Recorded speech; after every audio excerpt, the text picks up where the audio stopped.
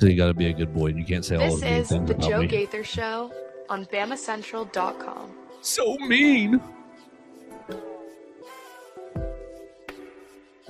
Good morning, Tuscaloosa. Happy Friday. Happy Friday and welcome to the Joe Gaither Show on Bama Central, BamaCentral.com. Hope you and yours are doing well, ready for a big weekend, first weekend of February. So guys, make sure next weekend's Valentine's Day. Make sure you're making your plans for your significant others. And ladies, make sure your plans for your significant others as well. I know we got a handful of lady listeners as well. We love everybody who is checking out the Joe Gaither Show on Bama Central, on the Bama Central YouTube channel, on the Bama Central Facebook page, who's listening to us on Apple Podcasts, Amazon, Spotify, wherever you get your podcasts. You can find the Joe Gaither Show on Bama Central. The program, we're live here in the Derek Daniel State Farm Studios. Call Derek for all of your insurance needs at 205-758-3391. Like a good neighbor, Derek Daniel is there. All our friends at Purple Turtle Roofing for all of your roofing needs. If you've got trouble spots on your roof, if you're concerned about your home, check out Purple Turtle Roofing at roofturtle.com or give them a call today at 877-787-6635. They'll come out and give you a free roof inspection. We appreciate all our friends at Purple Turtle Roofing, Dustin Foley, Brax Garrison, and more hanging out with us on the show today. We're going to have a huge show today, a big show today. As Theo, you're dressed so super nice. Follow Theo Fernandez at Theo Fernandez _. You do want to check him out on the YouTube channel today because he is looking like a true professional because he's going to be going over to court. And so dress the part, look the part, be the part. Theo Fernandez is going to be heading over to court for WVUA 23 and for BamaCentral.com to check out the proceedings. Will Charles Bediako be eligible in 12 hours to play against the Auburn Tigers tomorrow? 12 hours being what I think will be probably about a verdict. Maybe less. We'll see. But Charles Bediako and the NCAA are going to court in Tuscaloosa today, and we're going to talk about that. We're going to talk about Alabama-Auburn basketball. We're going to predict the game, I guess, with and without Charles Bediako, potentially. And then we're going to have a great time. We might talk about Mr. Beast. Mr. Beast, if you guys are YouTube channel fans, you can watch Mr. Beast. I know he's got all his crazy videos. I've actually never seen a Mr. Beast video. Theo's going to tell us what he's all about, but apparently he's asking or floating or suggesting that he might give $100 million to ECU to try to help them win a national championship. I guess he uses ECU's facilities for a lot of his videos, so he's trying to do a little, so you scratch my back, I'll scratch your back. I can use your facilities and give you $100 million, but I can film all your stuff on my YouTube channel and make money off of it. So lots of things to get into today on a Friday. We hope you guys are doing well. Leave us a comment at Joe Gaither 6, at Theo Fernandez _, at Bama Central. You can call us on the voicemail line at 205-462-7340, extension 800. Let's have a great day. Theo Fernandez, good morning. How you doing? Good morning, Joe. I'm doing great. You're looking great, man. Thank you. I appreciate that. I need everyone listening to the show to please do me a favor. No matter what, do not let my mother see this episode. She has been trying for about the past 6 years to get me to quit all of these sports media shenanigans, go be a lawyer. So I think if she finds out that I'm up going to court and dressed up in a courthouse, she's probably going to flip out and start ramping this up again. So I can not let that get out. Well, Mama Fernandez, we need a lawyer and a co-host on the show. Theo can fill both roles. I believe in you, Theo. I've got one thing I'm good at, and that's this media stuff. You'll never see me in a court of law. All right, sounds good. Well, are you excited about going to court today? Because apparently 9:30, roughly, it's been kind of a gray area on when it's actually supposed to start. But Charles Bediako is going to be back in court. Charles Bediako tried to get today's hearing, moved to the 18th, February 18th. That got denied. The NCAA, the last 24 hours, and really the last 48, but 24 in particular, have really ramped up the newsworthiness of this case. The NCAA in the last 24 hours has asked for the judge to strike down the temporary restraining order. Because, look, they could have a case today and not have a resolution and let the TRO stand, and Charles Bediako can play against Auburn tomorrow. But the NCAA says, no, we encourage you not only to make a ruling in our favor in this case, but to strike down the TRO while you think about making whatever ruling you're going to be making to make Charles then thus ineligible for tomorrow's Iron Bowl game and then put him on the shelf until the judge makes whatever ruling he's going to make. This is pure, a pure normal man's understanding of the law. Believe a man is innocent until proven guilty, right? Therefore, if you're given a TRO, you're given the TRO because they're ruling you innocent. They're ruling yes, you are clear to play right now because we can't prove that you're not. Seems a little contradictory to go out and change that right now, right at this stage, because I do not think we're going to have a decision today. I do believe that it comes down to my understanding, will they listen to the NCAA, to Greg Sankey, and get rid of this TRO, strike it down and say. Now, I believe if that happened, if they struck down the TRO, Bediako would still, in theory, be able to come back if he wins the case. He just wouldn't be able to play until a decision is made. Yes. So a bunch of different outcomes here. They could make a decision today. They could say, yeah, you're good for the season, or no, this is ridiculous. You're done right now. Like, it could go all kinds of ways today, and that's what was wild. Let's move into.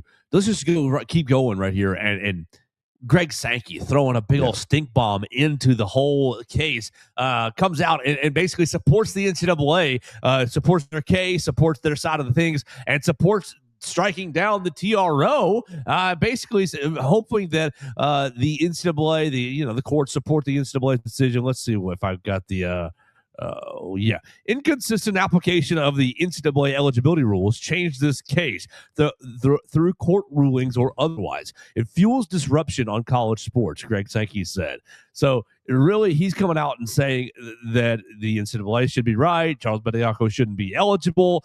I find this to be a pretty fascinating development in this case because it's one of your member schools. And look, it's not your South Carolina's, Missouri's, Arkansas, and it's not your Mississippi State, and maybe all those schools are on footing with Alabama, but right here in Tuscaloosa and in Alabama, I don't think that they are on the same footing. This is Alabama. This is your big brand. This is Alabama. This is Georgia. This is Texas. This is Florida. This is one of your big brands in the SEC, and you're coming out making life more difficult for one of your member institutions. Yeah, Joe, to tell the truth, I'm pretty shocked by this. Like, you don't see Greg Sankey come out and do this, right? You don't see a conference figurehead say something so adamantly against one of his member schools, especially when, let's remember, Trinidad Chambliss and Joey Aguilar have similar cases in the next month. Will he stay? Will he go against Tennessee and against Ole Miss as well? Will he be? Is he going to go out on a limb and shut those cases down as well? Yeah, this is the most, just about the most relevant thing in the conference right now is court cases. Saw someone on Twitter say they're surprised they didn't package the three together on SEC Network to air. Right? This is the biggest story in the conference. It is, will these players be able to play college sports this year, next year? It is a big deal. And for the conference commissioner to come out with something so adamantly against the school, so adamantly pro NCAA, is really surprising, especially when you look at the context of all the, is there friction between the SEC and the NCAA? The SEC wants more money. They want more college football spots. Oh, could the SEC and Big Ten leave? Like, no, this is so pro NCAA. Really, really, maybe the most surprising part of this case and the way it's unfolded for me. I agree. I thought that Greg Sankey would just stay silent and just let the court cases happen, and then when whatever happens, then make his statement. Well, I wish this would have happened. Well, we're happy that this did happen or that did happen. I'm surprised that he put out a statement and basically sided with the NCAA before any proceedings happened, because this is, I think that Nate Oates and I think Greg Byrne are upstanding men and good businessmen, so they're not going to just create friction with Greg Sankey. But this is going to create underlying friction between Greg Byrne and Greg Sankey, and thus Nate Oates and Greg Sankey. There's going to be some of course they're going to still shake each other's hands at all the events, and they're still going to smile and nod, that sort of thing. They're not going to be any sort of real blow-ups. That's not what I'm saying. But there's just going to be some underlying,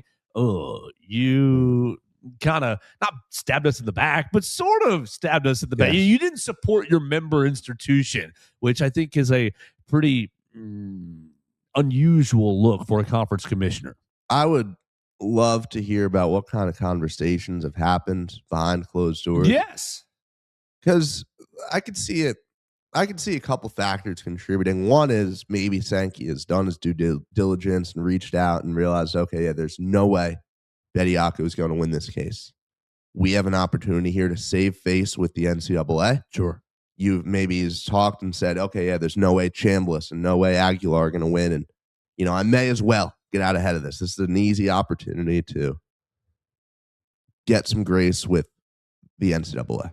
Well, I'm in a strange personal position right here because on one hand, what's best for college athletics and what's best for the SEC is for Charles Bediako and is for Joey Aguilar and Trinidad Chambliss to have their eligibilities expire. And so that we can get back to a 5 years to play for. You're playing from 17 to 22 years old, 21 years old, and you're out into the professional world after your college days are over. Why is that best for the NCAA? It's best for all of college athletics. Why? Because you don't have the European coming in basketball specifically. You wouldn't have the European coming in. Once you've played professional, you got to close all these loopholes. Closing all these loopholes, the Europeans come to the NCAA.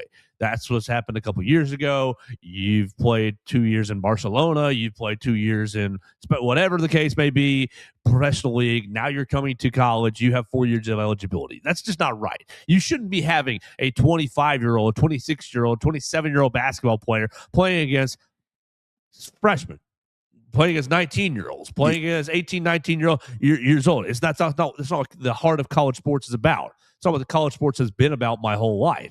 And so closing these loopholes, and the loopholes started with the European basketball players. They continued with the COVID-19 basketball players and COVID-19 athletes. Oh, everybody gets the COVID year free and extra years, this, that, and the other. And then it continued with the Diego Pavias of the world of JUCO challenges. Oh, my JUCO years didn't count. You're limiting my ability to make money. Well, college is supposed to be a finite time in everyone's life. We all love college. We all had a great time in college, but you shouldn't be a career student, right? You shouldn't be a career. Well, now I'm majoring in English. I got my English major. Now I'm majoring in business. Well, you're supposed to do something with these majors. You're supposed to get out of college at some point and do something professionally, whether you're a teacher, whether you're a firefighter, whether you're a businessman, whether you're a professional basketball player. You're supposed to do something. College is supposed to be a finite. It is the post-high school last little bit of education before you go into the real world and become a member of society. What has happened here is NIL has made it lucrative. And look, I understand you need to make good business decisions. NIL has made it lucrative to stay in college and to be in college, because if I can make 50 grand, in fact, it's more than that. If I can make 500 grand playing college basketball, well, an NBA team, I'm not quite good enough for an NBA team. I can't quite get onto a roster. It's more beneficial. Charles is a great example. Charles is probably making more money this semester than he is on a G League contract. And so it's beneficial to him to be here, but that's just not the spirit of college. And so you said, why is it good? It's good because we need to get back to the spirit of college athletics. And of course, you're not going to put the toothpaste back in the tube. Money is out there and the kids are playing for money. Okay. Well, you got to have some sort of restrictions of when a player is done with their eligibility. And Joey Aguilar, you're done with your eligibility. Trinidad Chambliss, you're done with your eligibility. And unfortunately, Charles Bediako, my personal position is that you gave up your eligibility 2 summers ago when you went to the draft early, and that ended up being a bad decision.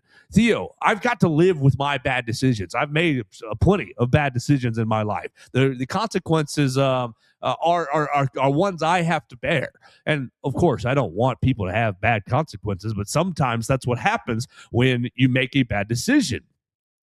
Now, the fan side of me, I told you, I'm in a mix emotions. The I went to Alabama side of me, the I want to see Alabama basketball win side of me, the Alabama needs a forward in a bad way side of me says, yeah, look at all these Europeans who have come into school. Look at James Najee getting his eligibility. And because of that, I do think that Charles should win his case today. I do think that the judge should keep the TRO in place because of what's happened in these other schools. James Najee is eligible. You've got all these other European players who are eligible. Like, the cat's out of the bag. Yes. You've got to get it back in the bag at some point. So maybe you have Greg Sankey saying, hey, this statement that I'm making is to try to keep the cat in the bag just a little bit. You have to get the cat back in the bag. But how is it fair to do it right now? It's not. It is completely unfair to give these guys, to allow all these European players and all of these Carson Becks and Diego Pavias, and you've outlined all the cases. I think it is completely and utterly unfair to do it right now, in the middle of the year, and to take these guys who, quite frankly, all have a valid case of why they should be able to play college athletics. To tell them they can't when others were able to, and it's all moving so fast, I think it's not right. I think that I agree with the heart of your statement with this is not college athletics. This is not how it should be. College, finite period, all that stuff. I agree with. Sure. Come out and give us clear guidelines on how we are going to resolve this situation. NCAA is one of the most incompetent organizations I've ever encountered. And I think it is completely unjust to take these athletes that have an opportunity to earn generational, life-altering money, certainly, while getting an incredible opportunity to play the sports they love. I think it's completely unfair to take that away from them just because this completely incompetent organization says it's time. I believe that, quite frankly, just about everyone who wants to play college sports should be allowed to play right now until you give us a solution. Until you say, okay, here are the rules. They will go into effect starting on X date. You give us a start time to this. That way, no one's going around feeling slighted. No one has a case to say, well, I was robbed of having this opportunity. It's hard to rectify a situation that is so broken. But taking away players' eligibility mid-season is not the answer. Telling guys who are halfway through this situation and are fighting in court right now that they can't play is not the answer. Making a Chambliss or an Aguilar or a Bediako or a James Najee the villain is not the answer. And that's, quite frankly, I think, horrible that this is where the discourse has gone to. That you go online and you see, Alabama's Charles Bediako, like, this is horrible. That I get it as far as from a fan perspective, like, yeah, you should heckle the guy when he's playing. The fact that these guys are getting attacked online and the fact that the discourse is so negative because a bunch of college athletes, because Trinidad Chambliss, a Division II football player, a guy who never thought realistically that he would be in this kind of position, is trying to go back to a school where he is loved, where he is the hero on campus, right? The fact that he's trying to go back and make some money and play football there for one more year. That is not the problem in this situation. The problem is the NCAA. They're horrible management. Their horrible mismanagement of rules over the past 5 years. Give us a solution. Give us a date that it's going to go into effect, and let the kids play until we get to that point. It's going to be crazy today in Tuscaloosa. As Charles Bediako has his case heard by a Tuscaloosa judge. I think it's Daniel Pruitt is the judge's name. I believe. I guess that tab is dead. Okay, great. I guess that tab is dead. Keep on reading. I want to scroll back up. I cannot. It is Daniel Pruitt. All right, just wanted to make sure the Honorable Judge Daniel Pruitt will preside over the case. Theo's going to be over there. Hunter DeCyber is going to be over there for Bama Central as well. So make sure you're following those guys. They're not going to let you have your phones out in the courtroom. So Theo, make sure that you have a notepad and a little pen. Right, exactly. So when you get out of the courtroom, then you can whip your phone out and start tweeting everything that you wrote down, notes wise. So make sure you follow those guys. Theo Fernandez _, Hunter DeCyber on the Twitter machine, and they're going to be writing for BamaCentral.com for what happens. We'll hear from Nate Oates at 12:30. We'll hear from him, and it's supposed to be about tomorrow's Auburn basketball game. There's going to be a mixture of questions depending on how long this takes. I don't think it's going to be resolved today. I don't think it's going to be resolved by the time Nate Oates has his press conference. And personally, if I were the Alabama side, I might hold off on a Nate Oates press conference until there is some sort of hey, there won't be a resolution today, or we're coming with a resolution in an hour. I think that I might hold off on a press conference. But hey, I'm not in charge, and they're going to have Nate Oates available at 12:30. I will be over there in Colby Coliseum's media room today at 12:30. So I was planning, Theo, on asking, hey, what's the biggest difference in Auburn? What do you notice is the biggest difference in Auburn with Stephen Pearl at the helm? But I'm rethinking if that's going to be my route because of all this drama. I was going to try to make it on the court about Auburn, War Eagle, Iron Bowl. We're going down there, big game. But I don't know. I don't know if that press conference is going to get hijacked by Charles Bediako rulings.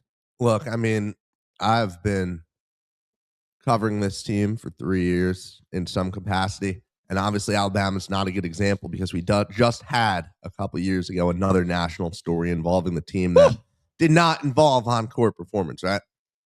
But you think just how rarely situations like this come around, right? You've got 90% of the season to worry about the on-court. For me, when I see a situation like this, man, I'm going to make the most out of covering it in every capacity. You know, one of the rare times where Alabama basketball is the biggest story in the country. That doesn't happen all that much, you know, and obviously Alabama's in the national spotlight a lot. You know, you've gotten College Game Days, you made these deep tournament runs, but a situation like this really ramps that up to the next level. Absolutely. So we'll hear from Coach Oates at 12:30 today. Alabama is a 1.5-point underdog in tomorrow's Iron Bowl game. It'll be at 3:00 on ESPN2. We're going to have Katie Wyndham and Hunter DeCyber down there in Auburn for that game. Have you ever been to a basketball game in Auburn? No, I've been to a wheelchair basketball game. I've announced a bunch of those in the old, I'm blanking on the name of the old arena, but I've not been inside. Neville, you need to make that a priority for you before you get out of the state of Alabama, whether that's by graduation or by job requirements. It is the ninth ring of hell.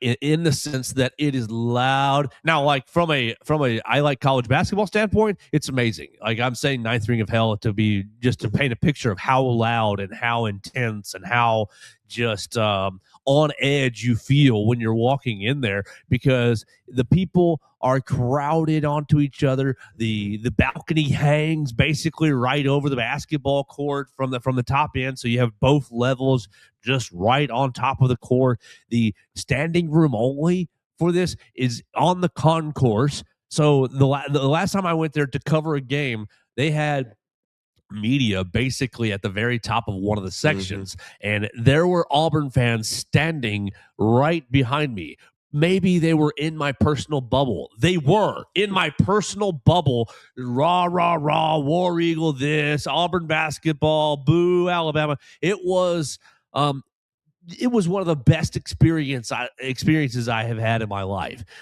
because it was just so intense and so energized that I felt like I was at a rock concert, and a mixture of a rock concert and a religious experience, because the people were just going so berserk. It's going to be a hard game. It's going to be tough to go in there. You got to be mentally tough to go in there. You bounce back over the weekend. You beat Bucky Ball, so you got a very good win, and luckily nobody really got hurt in that game. We'll see what happens. We'll see. We'll see if everybody has stayed healthy over these 2.5 days. Did you hear Coach Oates talking about health the other day? No, I don't think so. He was talking about health, and I think this was after the game. This was after the game, and he was talking about how, Latrell just bumped into somebody at practice, and he's got a scare with his Achilles, had to miss practice. Like, just little things just keep happening with his team. So we'll see if the team is healthy over the last 2 days.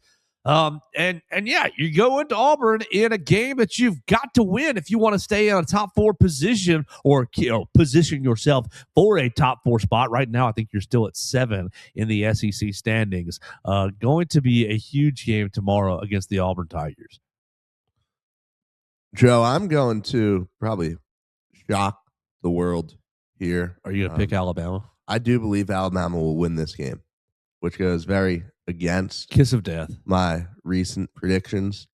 But the more I look at this, kiss of death. It is, yeah. It's Alabama probably won't after I pick them, but I still have a really, really tough time getting a read on this Auburn team. Sure. Right? Like, they have just been,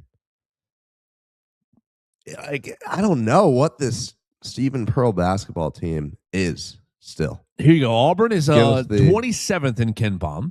Alabama 22nd in KenPom, so just a few places above Auburn for the Crimson Tide.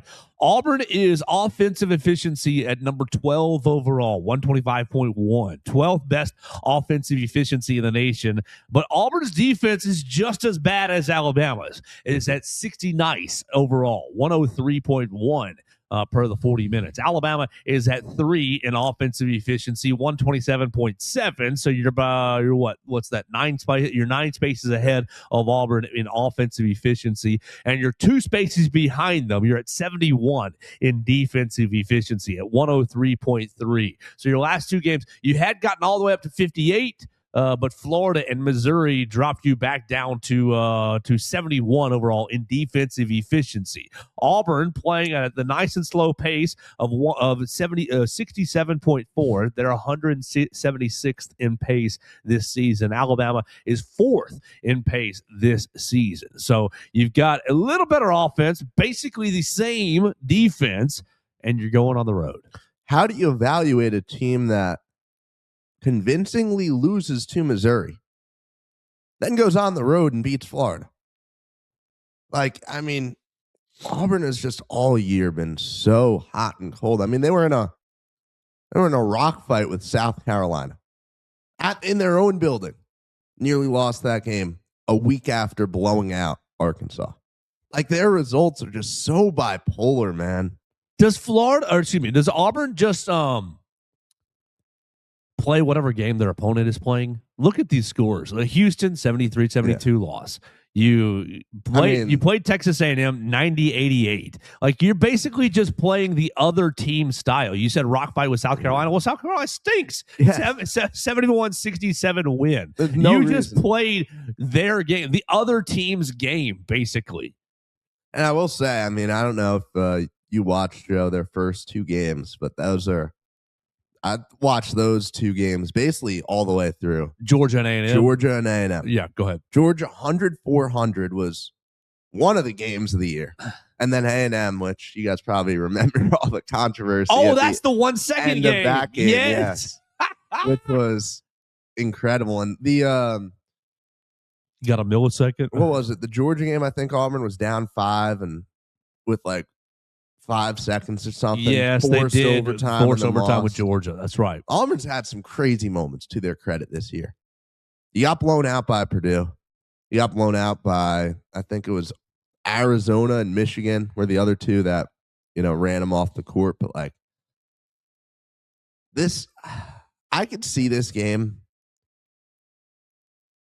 Oh, should I say this? Yeah, I will. I can see this game being an Alabama blowout victory. Oh, I could see Auburn winning it.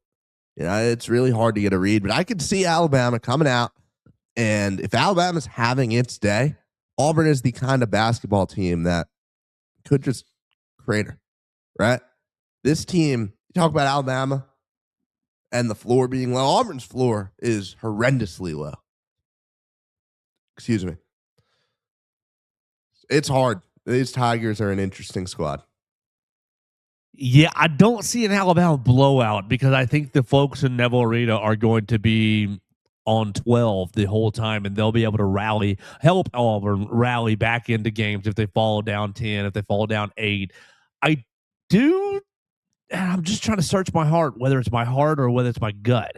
I do think Alabama, I think today's court case is huge. Yeah. If Bediako remains eligible, that I think it all hinges on that. Because if Bediako remains eligible, somebody asked me, well, what have you really gotten from Bediako? What you've gotten from him is you put Noah Williamson back on the bench. Noah Williamson's minutes have gone right down the tube. Has gone to like 2 minutes a game, and honestly, that's all you need from him. That if you're playing him more than the 2 minutes in the first half, 2 minutes in the second half, you're playing him too much because he's been better since the calendar turned over to 2026.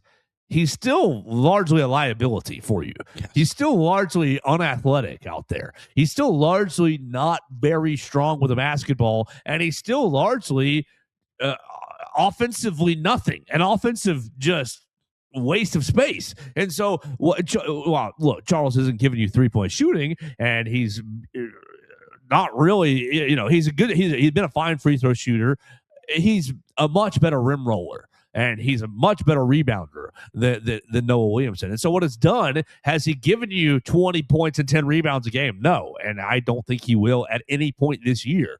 But he has put Noah Williamson back on the bench. If he's ineligible, if Bediako isn't eligible and you are throwing Noah Williamson back into a 12 minutes a game type of role, you're really, really crunched in the front court because it's Aiden Sherrill, his 20 minutes or so, and he has played, I think, better and better throughout the year. But right behind him, it's nothing. It's is Taylor Boboan healthy? It's Keaton Bristow's on the bench. Noah Williamson is a liability. So it's nothing. It craters your lineup without Charles Bediako. So if Bediako at least keeps his eligibility until something else is ruled and can play tomorrow, can play against Auburn, then I do think Alabama will win. On the contrary, go ahead. If he gets ruled ineligible and the team comes out wearing free Chuck shirts, the effect. I mean, that'll you're playing for Chuck now. Almost need a martyr on this team, right? Maybe I see your point there, and I see that angle, but no, you need what he brings on the basketball. I can be inspired to fight the tiger. You know what I mean? I can be really inspired. Oh, the tiger ate my friend. I'm going to go get the tiger, right? The tiger's still going to eat me, no matter how fired up I am, because I'm physically deficient. You need Charles on this team. Not to say that Auburn is going to swallow you up, but if the NCAA swallows up Charles Bediako, you can say, oh, we're going to go get these other teams. Well, you're still playing with one arm behind your back. You don't think Noah Williamson could slay a tiger? No, I do not. I don't really want to see Noah Williamson attempt to do anything athletic. Who on the team is most likely to kill a tiger? I think it's probably Amari Allen. It's Grant Hill. It's probably Bediako, for being honest, right? As far as why are you saying that? I think because of his age, because he's tall. No, I just think he's the biggest, most aggressive, player. And is he the most aggressive player on the team? Who's the meanest SOB on the team? Nah, it's probably Allen there. Yeah. Amari Allen's the one player you don't want to get in a cage fight with on this team. Maybe London Jemison as well. Maybe. Yeah, I guess Houston Millette would probably outsmart the Tiger and like find a place. Houston Millette would bite the Tiger in the nose. You're right. He would just grab it. He would bite the Tiger. You're right. He's a tough son of a gun. Houston Millette would die on his shield. We're off the rails here. That's okay. That's that's the spirit of the show. Should do a mascot fighting like segment before every game now. I think that's the who's most likely to take down the Auburn Tiger. It's Houston. It's to me, it's Amari Allen 1, and it's Houston Millette 2. No, you see, like I think Houston Millette would like be able to set a trap or something or find a play. You know, like he would. I think he'd find a way to avoid facing it head on. He'd bait it into something. Yeah, you probably were right. I think that's how it would go. You're probably right. I think I'd love to watch that unfold.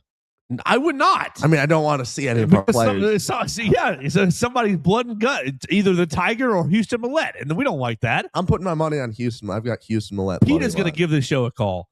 Yeah, Pete is going to be upset with us, and Houston's father is going to be upset with us as well. I think Houston's father. I think Wesley would back me up on this. I think he knows his son's abilities. He would back you up that his son would win, but he doesn't want to see this fight. No, we don't want to see. I mean, you just said we want to see it. Okay. Okay, so you're playing at 3:00 tomorrow. I think you win if Charles is eligible. I think you lose if he's not. It's interesting. So the Iron Bowl of basketball decided in a courthouse on Friday afternoon in Tuscaloosa. Man, I can't believe like the biggest story of a basketball season involves just going to court. And this is fun, man. Is it fun? This is not what college athletics should be about. No, but I think it's really cool that we get to be around this, and this is going to be a storyline that is talked about for a very long time. Oh yeah, 100%. Part of my position on this whole Charles Bediako thing, Theo, has been that I think Nate Oates is playing multiple games here. One, I think Nate Oates wants to win basketball games, first and foremost. And I think he knows his team needs a forward. And I think he sees a forward that can help his team. There's no high schooler that's coming onto this roster right now that's enrolling early and coming onto this roster and helping them out. And so, like, his position from several weeks ago of, I don't want these professionals to take away opportunities from high schoolers, that doesn't apply right here. Charles only has one year of eligibility. I also think what Coach Oates is trying to do at the moment is irritate everyone into real rules. Yes. And so part of this defiance, I think, is, hey, well, give us real rules. Did you hear him the other day on Hey Coach? No, what did he say there? On Hey Coach, I mean, this was Monday, leading up to the Friday today's court case. And essentially, Coach Oates was like, well, we want to recruit high schoolers. We want to recruit high schoolers. We want to give opportunities to high schoolers. That's what we believe college is about. And essentially, this is all paraphrased, but he says, we want to recruit high schoolers, but if the rules continue to be in flux or continue to be ambiguous, then we might have to get creative and look into some of these European leagues. I had a friend, a great listener to the show. He's going to know who that I'm talking about him as I'm referencing this, who is retweeting Korean basketball. Korean or Japanese, one of the two. But Asian basketball, where this guy is 27 years old and banging 14 threes. And I go, does he have eligibility left? Yes, he hasn't been to college yet. He can do the Filip Jovic. He can do the James Najee. Come to school and get 4 years of eligibility. Right. So you go out, you get a 27-year-old Korean who makes 14 threes a game, and just break the system even further. Like, I think that Coach Oates is like sitting here ready to, hey, is my Charles Bediako case going to get my player one more one semester and give him more tape to hopefully advance his career into the, he's helping Charles on one hand. He's helping his own team on another hand, right? Mm-hmm. A lot of this is selfishness, but a lot of this is, I think, Coach Oates pressing the gas to all right, are we going to get real rules? Am I going to go back to recruiting high schoolers, or am I about to really break this thing and I'm going to Europe and Korea and Israel and everywhere in the world, and I'm just going to pull in a super team of 25-year-olds? That's a cool idea, Joe. I think Nate Oates wants to win basketball games. That's why I said that first. I think he wants to win basketball games. I don't really believe. You don't think he's trying to trailblaze for some rules? I don't think Nate Oates is thinking, oh man, I'm going to be a trendsetter here. So I was talking to former Alabama superstar John Copeland last night. He's in working a Crimson cover at WVUA. Very nice. He was talking about it, and he was just like, man, like he was not happy at all with the situation. I'm sure. And his take on it, which I disagree with personally, was that like this, he thinks this is going to follow Nate Oates and the Alabama basketball program around. He called it basically just an egregious overstep, something that goes against the way it should be played, and that this will be a defining piece of Nate Oates' Alabama legacy. I personally don't really see it. I think people have a goldfish memory, especially with how I think this season will end for Alabama. Nobody will really be thinking about this in 5 years or so.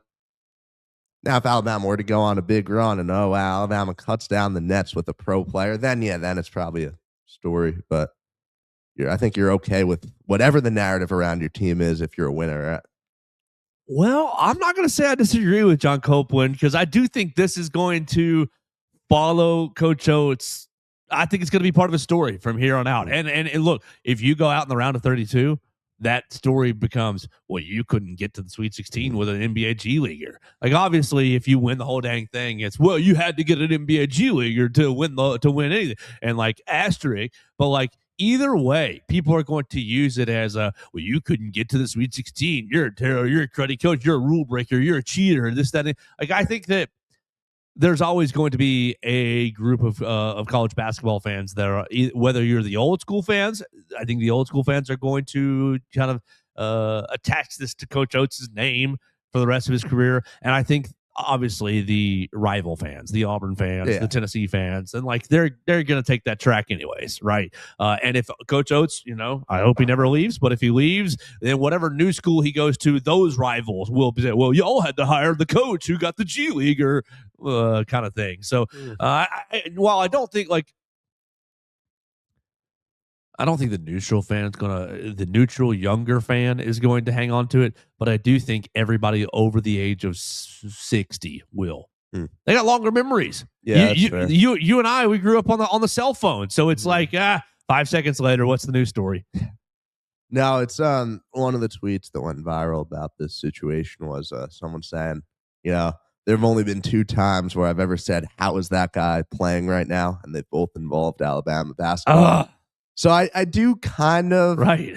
I almost feel like this and the case a couple years ago might get almost subconsciously grouped together of for sure. Part of Nate Oates being he's gonna. I don't know if people will take the positive framing of he's always going to stand by his guys versus the national discourse will probably be he just doesn't care about the rules to an extent. But I think that when people talk about Nate Oates in however many years, this really will be not something that the average person brings up or even particularly remembers all that much. We will see how it unfolds. As big a story as it is right now, I know that kind of downplays the real intent because this has such real consequences for so much in the coming months, right? This is still one of the biggest days of the year for college sports. Absolutely. So let's get out of here. You got to go get set up for your court appearance. Make sure you get your pen and paper. You ready to go? I'm ready to go. Notepad. Do some handwriting, man. There we go. Elementary school. Let's finish up the program by telling everybody about Purple Turtle Roofing. We love Purple Turtle Roofing. We appreciate them being a part of the program. At Purple Turtle Roofing, we're not just another contractor. We're your neighbor and your advocate when it comes to protecting your home or business. With years of hands-on experience, top-tier certification, and a commitment to excellence, we've built a reputation reputation as Alabama's go-to roofing solution. Dustin Foley and his crew specializes in residential roofing, commercial roofing, emergency storm repairs, full-on roof replacements, insurance claim support, and more. Check them out online at roofturtle.com. You can see all their services, find out how to contact them, and get some referrals and some reviews right there at roofturtle.com. All right, Theo, last thing for us is predicting the game. Ken Palm has Alabama losing 88-86. As I said, I'm going to stick with my prediction. If Bediako plays, I think Alabama will win, and I think Alabama will win 91-87. If Charles Bediako does not play, I think Auburn will win, and I think Auburn will win 86-79. All right, Joe, come on. If you're going to give those two predictions, you have to also make the prediction, will Charles Bediako play? No. You're going to say no. I think today's going to end up with some bad news for Alabama. I think you're going to see either the court make a ruling that he is ineligible, thus shutting down the TRO as well in the same process. Yeah, I think you're either going to go to that, or he's going to shut down the TRO and come back in a week and make a ruling, and it's going to also be negative for Alabama. Just a gut feeling right now that this is not going to go Alabama's way. I do agree with your gut feeling one way or the other. I do not think Bediako will be on the court against Auburn. I don't think it'll matter. I, for the first time in a very, very long time, feel pretty solid about Alabama's chances to go out and win a game, and I think Alabama will do it and avoid going down to the wire. Give me Alabama 85-71. There we go. Stephen Pearl, welcome to your first Iron Bowl as head coach. Goodness gracious. If you'd have told me that a couple months ago, I'd have been like, what? Crazy. As Bruce Pearl retires a couple of weeks before the season actually starts. The Iron Bowl of basketball is so much fun, and it's tomorrow at 3 o'clock. You can follow it at BamaCentral.com. We got softball going yesterday with a huge run rule victory. The ladies smacked the mess out of the softball, and you went with a freshman pitcher who got things done in the circle. The Buzz Classic continues. We'll have all kinds of coverage on BamaCentral.com for the rest of the weekend for softball. Baseball opens next week, so we'll talk about baseball next week as well, and we'll get back on the football track. We didn't do anything with Mr. Beast today, but if you've got a good YouTuber that likes Alabama football, you guys need to hype him up and get him to donate NIL funds. Hey, we're a YouTuber. You guys, you guys want to get Alabama football some money? Y'all can all watch the Joe Gaither Show on Bama Central on BamaCentral.com, and you get me up to Mr. Beast level. Then who knows? Maybe we can do $100 million for Alabama football. Or at least buy him, a backup running back. There you go. Exactly. Theo, anything else you got for the people for the weekend? Because we won't be back till Monday.